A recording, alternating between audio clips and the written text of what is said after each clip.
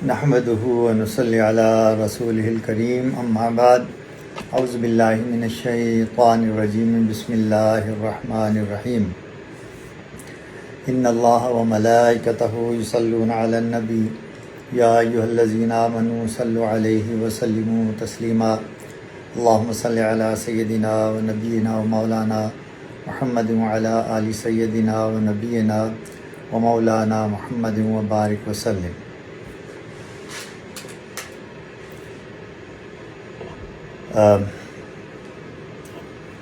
سبق نمبر 36 چل رہا ہے۔ اس کا پہلا حصہ پچھلی اتوار کو ہم نے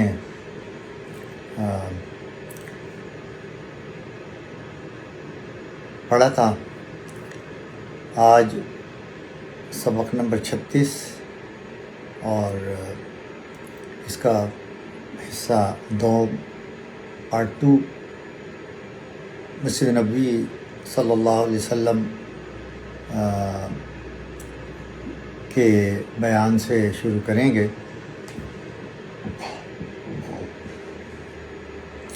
حضور صلی اللہ علیہ وسلم کہ حضرت ابو ایوب انصاری رضی اللہ عنہ کے قیام کے دوران یعنی پہلے سن ہجری کا ایک بڑا واقعہ مسجد نبوی شریف کی تعمیر ہے۔ پچھلی مرتبہ یہ ہم نے پڑھا تھا کہ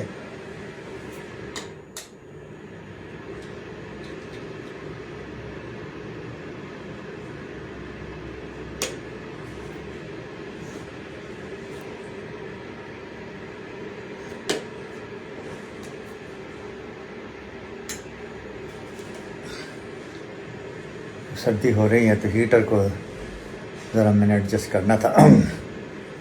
تو پہلے 10 سال میں یعنی 10 سال نبی صلی اللہ علیہ وسلم نے مدینہ منورہ میں گزارے،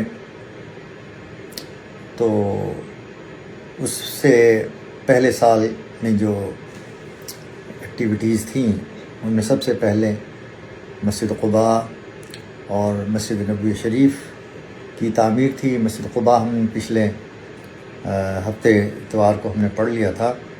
آج سبق پڑھیں گے ہم مسجد نبوی شریف کی تعمیر۔ تو جس وقت اونٹنی بے اختیار جگہ بیٹھی جہاں اب مسجد نبوی شریف ہے، پھر اونٹنی اٹھ کھڑی ہوئی اور چند قدم آگے بڑھی، گھوم کر پھر پہلی جگہ پر آ کر بیٹھ گئی۔ گویا اونٹنی کا یہ آنا اور جانا مسجد نبوی کی تعمیر و بنیاد کے اظہار کے لیے تھا۔ اونٹنی اللہ کے حکم کے تابع تھی، جیسا کہ پہلے ذکر ہو چکا ہے کہ وہ زمین جس پر مسجد نبوی شریف کی تعمیر ہوئی وہ 2 یتیم بچوں کی تھی اور انہوں نے قیمت لینے سے انکار کیا تھا۔ واضح بات میں آتا ہے کہ بنو نجار نے حضور صلی اللہ علیہ وسلم سے عرض کیا تھا کہ ہم یتیم بچوں کو اس کی قیمت ادا کر کے یہ زمین آپ کی نظر کرتے ہیں۔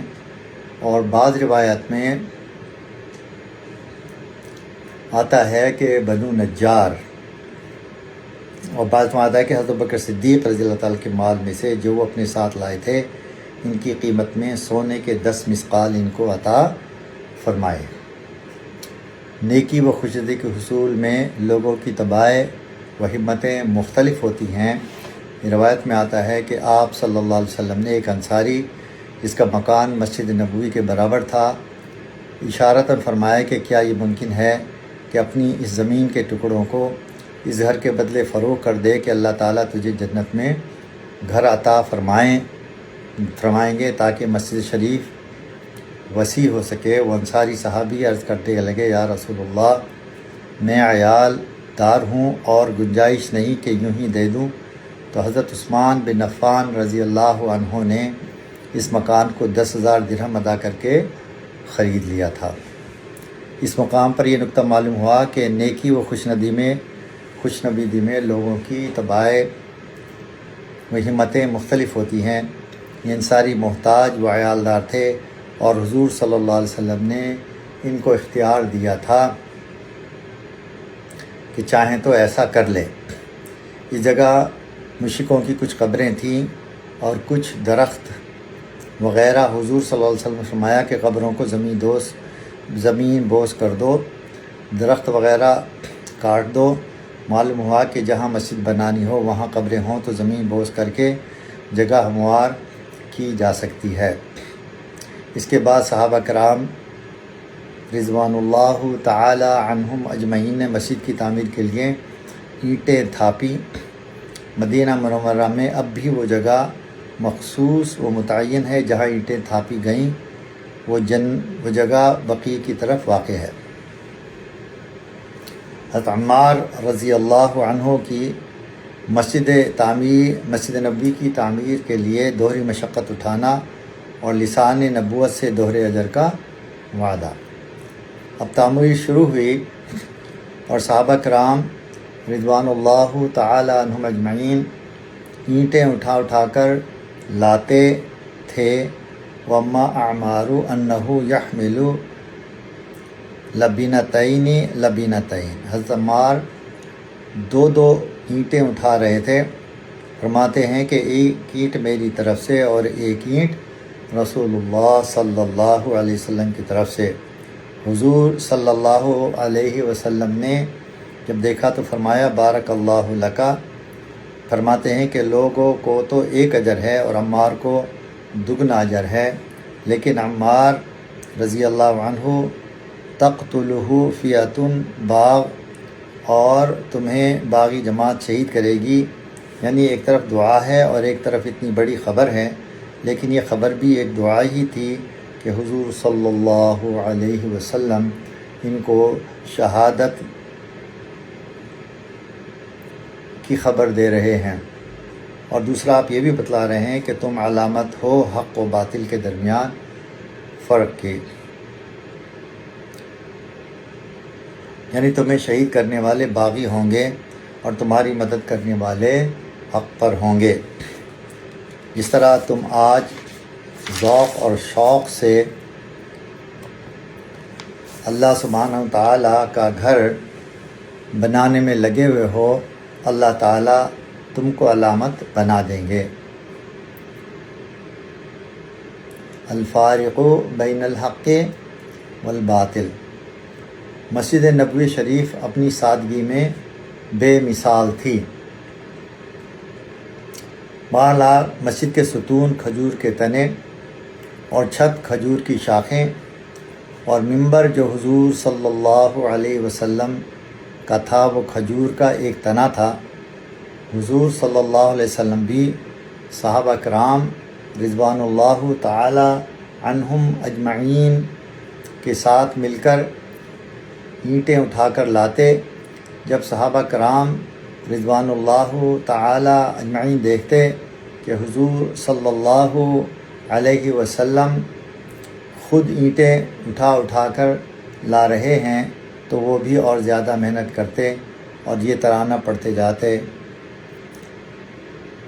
لَئِن قَعَدْنَا وَالنَّبِيُّ يَعْمَلُ لِذَاكَ مِنَ الْعَمْلِ الْمُضْلِلِ۔ اگر بیٹھ جائیں اور آپ کام کریں تو ہمارا یہ عمل یعنی بیٹھ جانا بہت ہی برا کام ہوگا۔ آپ بھی صحابہ کرام رضوان اللہ تعالی عنہم اجمعین کو کام کا شوق اور جوش دلانے کے لیے یہ فرماتے جاتے، اللہم لا خیر الا خیر الاخرہ فرحم الانصار والمہاجرہ۔ اب کوئی چیز بہتر نہیں مگر آخرت کی نیکی، تو رحم فرما انصار اور مہاجرین پر۔ مسجد نبوی شریف اپنی سادگی میں بے مثال تھی۔ کچی اینٹوں کی دیواریں تھیں، جب بارش ہوتی تو پانی اندر کو آتا اور گارا کیچڑ بن جاتا، اور اسی میں سجدہ بھی کیا جاتا، اور بعد میں مسجد کی چھت کو گارے سے لیپ دیا گیا۔ یہ مسجد 100 گز لمبی اور 100 گز چوڑی تھی، یعنی 300 feet wide and 300 feet long, تو اسکوائر تھی، اس کا مطلب یہ تھا۔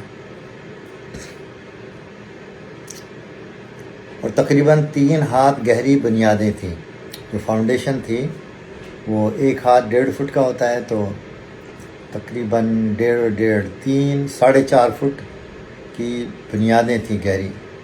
دیواروں کی بلندی قد آدم سے زائد تھی، یعنی جو دیواریں تھیں 6 فٹ سے زیادہ تھیں. حضرت حسن بصری رحمۃ اللہ علیہ کی روایت ہے کہ رسول اللہ صلی اللہ علیہ وسلم نے ارشاد فرمایا، ابنوہ عریشن کا عریشی موسیٰ، ایسا چھپر بنا دو جیسا کہ موسیٰ علیہ السلام کا چھپر تھا. راوی کہتے ہیں میں نے حضرت حسن بصری رحمۃ اللہ علیہ سے پوچھا کہ موسیٰ علیہ السلام کا چھپر کیسا تھا، تو فرمایا کہ ہاتھ اٹھاتے تو چھپر کو لگتا تھا. مسجد نبوی شریف میں قبلہ جو تھا، اول قبلہ وہ مسجد اقصیٰ کی طرف تھا.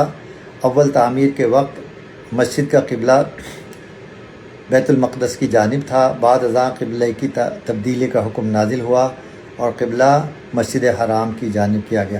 میں ایک بزرگ کے ساتھ تھا، تو وہ جگہ جہاں نبی صلی اللہ علیہ وسلم نماز پڑھاتے تھے قبلہ اول یعنی مسجد اقصیٰ کی طرف، تو وہ تقریباً 7واں ستون ہے اگر مجھے صحیح یاد ہے. اگر آپ وہاں سے گنیں پہلا ستون جہاں اس وقت کعبہ ہے، تو 7واں ستون کہتے ہیں کہ وہ جگہ تھی جہاں پہلے منبر شریف تھا. اور پھر اس کے بعد تحویل قبلہ کے بعد اب پھر وہ جس جگہ جو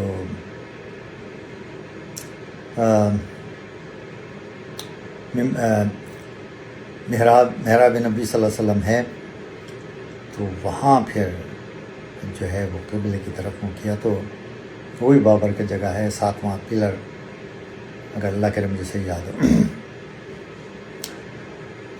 مسجد نبوی شریف میں دروازوں کی تعداد بیان کی جا رہی ہے. اس وقت مسجد شریف کے 3 دروازے تھے. ایک دروازہ اس طرف رکھا گیا جس طرف اب قبلے کی دیوار ہے.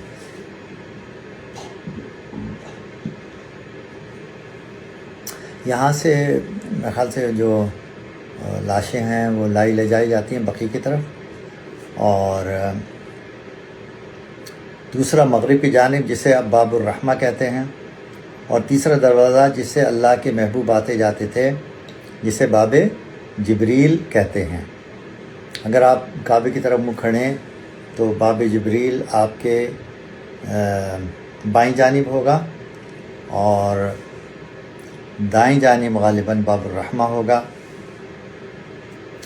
جب 16-17 ماہ بعد قبلے کی تبدیلی کا حکم آیا تو مسجد کے عقب میں جو دروازہ تھا وہ بند کر دیا گیا. عہد نبی صلی اللہ علیہ وسلم میں مسجد نبوی شریف کی تعمیر دو بار ہوئی. پہلی بار جب کہ آپ ہجرت فرما کر حضرت ابو ایوب انصاری رضی اللہ تعالی عنہ کے گھر میں تشریف فرما ہوئے. دوسری مرتبہ سن 7 ہجری میں فتح خیبر کے بعد بوسیدہ ہو جانے کی وجہ سے آپ نے دوبارہ تعمیر کروائی.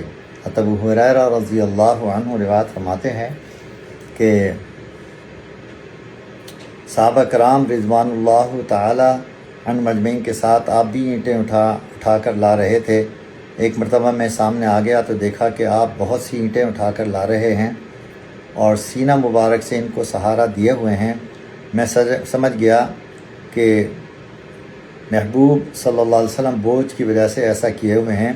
میں نے عرض کیا یا رسول اللہ صلی اللہ علیہ وسلم مجھ کو دے دیجیے. آپ نے فرمایا لا عائشہ الا عیش الآخرہ خذ غیرہا یا ابا ہریرہ.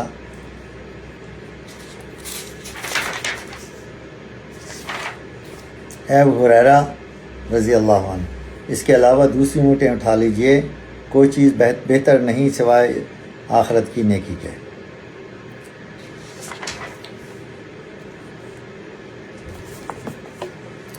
حضرت ابو ہریرہ رضی اللہ عنہ سن 7 ہجری میں ایمان لائے. تو حضرت ابو ہریرہ رضی اللہ عنہ کا مسجد نبوی شریف کی تعمیر میں شرکت کرنا اس وقت ہوگا، یعنی دوبارہ جب ہوئی تو جب مسجد نبوی کی دوبارہ تعمیر کی گئی. اللہ اکبر. تو صرف 3 سال نبی صلی اللہ علیہ وسلم کے ساتھ رہے، اور سب سے زیادہ حدیثیں جو روایت کی گئیں وہ حضرت ابو ہریرہ رضی اللہ عنہ سے. حضرت عمر بن العاص رضی اللہ عنہ جو کہ مسجد نبی کی شریف میں کی تعمیر میں شریک تھے، وہ سن 5 ہجری میں ایمان لائے، اور اس وجہ سے وہ بھی مسجد نبی کی تعمیر میں اس وقت شریک ہوں گے جب دوبارہ تعمیر کی جا رہی ہوگی۔ اہل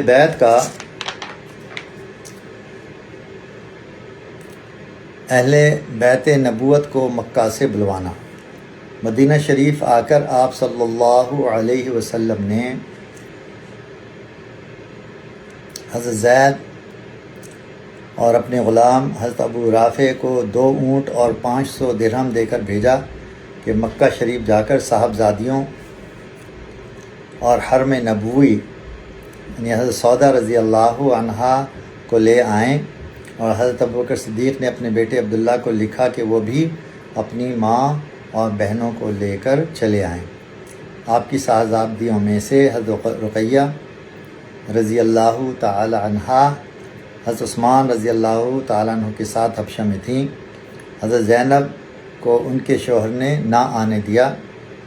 حضرت زید رضی اللہ عنہ صرف حضرت فاطمہ رضی اللہ تعالیٰ عنہا، حضرت ام کلثوم رضی اللہ تعالیٰ عنہا اور حضرت سودا رضی اللہ تعالیٰ عنہا زوجہ محترمہ نبی صلی اللہ علیہ وسلم کو لے کر آئے۔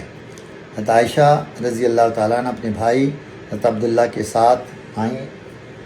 اس کے علاوہ حضرت اسامہ بن زید اپنی والدہ کے ساتھ، حضرت ام ایمن رضی اللہ عنہا اور دیگر اہل بیت ابو بکر رضی اللہ عنہ بھی اسی قافلے کے ساتھ مدینہ منورہ پہنچے۔ مسجد نبوی شریف میں ازواج مطہرات کے حجروں کی تعمیر۔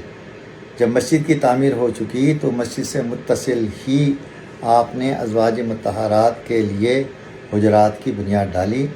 اس وقت 2 حجرے ہی تیار کیے گئے، ایک حضرت سودا رضی اللہ عنہا کا اور دوسرا حضرت عائشہ رضی اللہ عنہا کا۔ بعد میں دوسری ازواج آ گئیں تو اور حجرے بنتے گئے۔ اس وقت بھی جہاں نبی صلی اللہ علیہ وسلم اور ابوبکر صدیق اور حضرت عمر آرام فرما رہے ہیں، وہ امی جان حضرت عائشہ رضی اللہ عنہا کا حجرہ تھا، اور مسجد سے آپ باہر نکلیں سلام پڑھ کے تو وہاں لائن سے 6 یا 7 حجرے ہیں یا زیادہ ہیں، تو وہ ہماری دوسری امیوں کے تھے۔ حضرت اماں سودا رضی اللہ عنہا اور اماں عائشہ رضی اللہ عنہ کے نکاح کی تفصیلات بیان کی جا رہی ہیں۔ مکہ مکرمہ میں ہجرت سے قبل حضرت سودا رضی اللہ عنہا اور امی جان عائشہ رضی اللہ عنہا آپ کے نکاح میں آ چکی تھیں۔ حضرت عائشہ حضرت سودا کا خطبہ اور نکاح چونکہ قریب ہے، ایک ہی زمانے میں ہوا ہے، اس لیے اختلاف ہے کہ کس کو تقدم حاصل ہے۔ بعض فرماتے ہیں کہ حضرت سودا کا نکاح پہلے ہوا، اور بعض فرماتے ہیں کہ حضرت عائشہ کا نکاح پہلے ہوا۔ حضرت سودا رضی اللہ تعالیٰ عنہ حضرت خدیجہ رضی اللہ تعالیٰ عنہ کے انتقال کے بعد حضور صلی اللہ علیہ وسلم نہایت پریشان اور غمگین تھے۔ یہ حالت دیکھ کر حضرت خولہ نے عرض کی کہ آپ صلی اللہ علیہ وسلم کو ایک ساتھی کی ضرورت ہے۔ آپ صلی اللہ علیہ وسلم نے فرمایا ہاں، گھر بال بچوں کا انتظام سب خدیجہ کے ذمہ تھا۔ اس طرح آپ صلی اللہ علیہ وسلم کی رضامندی سے حضرت سودا رضی اللہ تعالی عنہا سے نکاح پڑھایا۔ 400 درہم مہر مقرر ہوا۔ ازواج مطہرات میں حضرت سودا رضی اللہ تعالیٰ عنہا کو یہ فضیلت حاصل ہے کہ حضرت خدیجہ کے انتقال کے بعد آپ صلی اللہ علیہ وسلم کی زوجہ ہونے کا شرف حاصل ہوا۔ وہ ابتدائے نبوت میں ہی اسلام لا چکی تھیں۔ حضرت عائشہ رضی اللہ تعالیٰ عنہا سے نکاح بیان کیا جا رہا ہے۔ 10 یعنی ہجرت سے پہلے اسی سال حضرت عائشہ رضی اللہ تعالیٰ عنہ کے ساتھ بھی آپ کا نکاح ہوا۔ اس وقت وہ 6 سال کی تھیں۔ یہ نکاح بھی حضرت خولہ کی کوشش سے ہی ہوا۔ حضرت ابوبکر صدیق رضی اللہ عنہ نے منظور فرمایا، کیونکہ سیدنا صدیق اکبر کی ہمیشہ سے چاہت تھی کہ میری بیٹی آپ کے نکاح میں ہو۔ 400 درہم مہر مقرر ہوا۔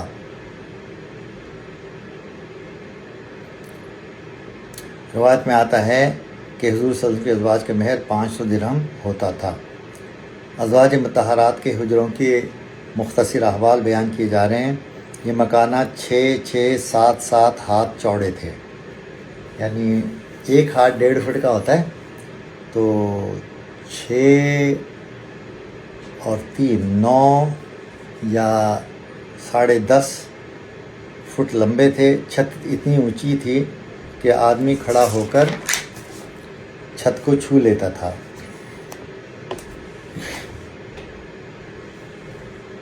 اور دروازوں پر کمبل یا ٹاٹ کا پردہ پڑا رہتا تھا۔ حجرے زہد اور قناعت کی تصویر تھے۔ ان حجروں میں اکثر و بیشتر رات کو چراغ نہیں جلتا تھا، اور ضرورت بھی کیا تھی؟ جس گھر میں اللہ کا داعی بشیر و نذیر اور سراج منیر رہتا ہو، وہاں کسی شمع کی کیا حاجت؟ حجروں کے ہمسائے میں انصار رہتے تھے۔ یہ لوگ آپ کے گھر دودھ بھیج دیا کرتے تھے، اور اسی پر آپ صلی اللہ علیہ وسلم کا گزر بسر ہوتا تھا۔ سعد بن عبادہ رضی اللہ عنہ رات کے کھانے پر ہمیشہ ہدیہ بھیجا کرتے تھے، جس میں کبھی سالن اور کبھی گھی ہوتا تھا۔ حضرت انس بن مالک رضی اللہ عنہ کی والدہ حضرت انس رضی اللہ تعالی عنہا نے اپنی جائیداد آپ کی خدمت پیش کی۔ آپ نے قبول فرما کر اپنی دایا حضرت ایمن کو دے دی اور خود فقر و فاقہ اختیار فرمایا۔ ازواج مطہرات رضی اللہ عنہما کی وفات کے بعد ولید بن عبد المالک قرب سے یہ تمام حجرے مسجد نبوی شریف میں شامل کر لیے گئے۔ جس وقت ولید بن عبد الملک کا یہ حکم مدینہ شریف پہنچا تو تمام اہل مدینہ صدمہ سے چیخ اٹھے۔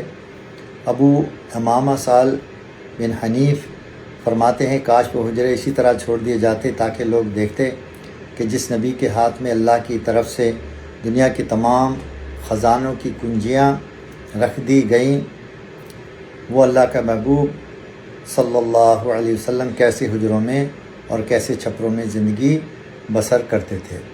صلی اللہ علیہ وعلی آلہ و ازواجہ و ذریاتہ و اصحابہ وبارک وسلم۔